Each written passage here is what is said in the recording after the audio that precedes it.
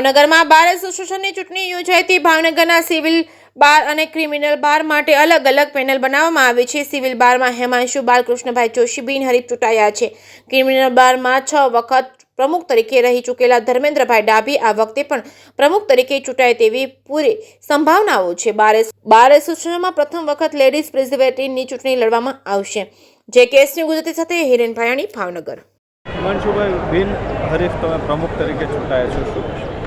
ભાવનગર બાર એસોસિએશનમાં મેં જ્યારે મારા સિનિયર જુનિયર વકીલ મિત્રો સાથે સમર્થકો સાથે ફોર્મ ભર્યું, ત્યારબાદ સંજયભાઈ ત્રિવેદી પણ મારા બિનહરીફ મને કરવામાં એમણે પણ પોતે સમર્થન આપ્યું અને પોતે ટેકો આપીને વિડ્રો કર્યું છે અને હું એ મુજબ આજે સત્તાવાર રીતે બિનહરીફ જાહેર થઈ સાંજે મતગણતરી થયા બાદ। કેટલા ઉમેદવારો હતો પ્રમુખ પદની? હું અને સંજયભાઈ ત્રિવેદી બંને ઉમેદવારો હતા। અમે બંને ફોર્મ ભરેલું હતું। આગામી દિવસોમાં પ્રમુખ તરીકેની તમારી હવે શું પ્રતિક્રિયા રહેશે વકીલો માટે?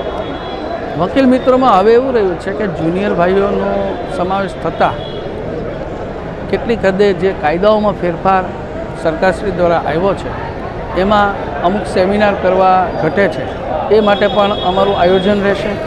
વકીલ મિત્રોના વેલફેર માટે તો અમારી માતૃ સંસ્થા બાર કાઉન્સિલ ઓફ ગુજરાત દ્વારા ઘણા જ પ્રયત્ન થાય છે। આ ઉપરાંત ભાવનગરમાં નવી ડિસ્ટ્રિક્ટ કોર્ટ બની રહી છે, તેમાં પણ વકીલોને જે સુવિધા મેક્ઝિમમ પ્રાપ્ત થાય એ માટે મારી પૂરતા પ્રયત્ન રહેશે। Thank you very much. હા, પહેલાં મારું નામ ચૌહાણ અરુણા છે અને પહેલી વાત તો એક એવી છે કે બાર કાઉન્સિલ દ્વારા પહેલી વખત લેડી રિપ્રેઝેન્ટેટિવ એલઆરનો હોદ્દો બહાર પડ્યો છે અને મેં એમાં ઉમેદવારી નોંધાવી છે, એને મને ખૂબ ખૂબ ખુશી છે।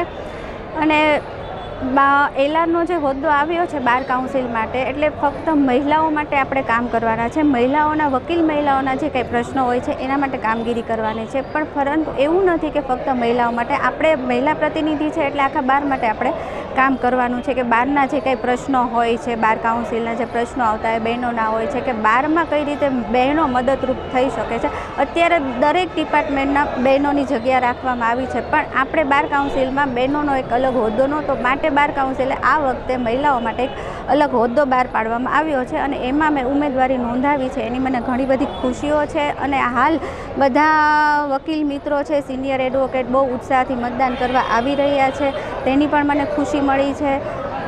ખાસ કરીને મહિલાઓ માટે જો તમે જીતી જશો તો મહિલા વકીલો માટે તમે શું કરશો? પ્રાયોરિટીમાં શું કરશો? હવે પહેલી વાત તો એ છે કે હોદ્દામાં તો મેં પહેલી વખત જો માની લો કે હું જીતી જાઉં, પણ હાર જીતનો તો કોઈ પ્રશ્ન છે નહીં, કારણ કે મારી વકીલાતનો સમય 5 વર્ષનો છે, છતાં પણ મેં મહિલાઓ સાથે છે લીગલ ડિપાર્ટમેન્ટમાં ઘણા બધા કાર્યક્રમો કર્યા છે અને કામ પણ કર્યા છે। પણ જો મને એલઆર તરીકે મારી કદાચ નિમણૂક થાય અને મને જો હું જીતી જાઉં ને એ તક આપવામાં આવે તો હું મારી જાતને બહુ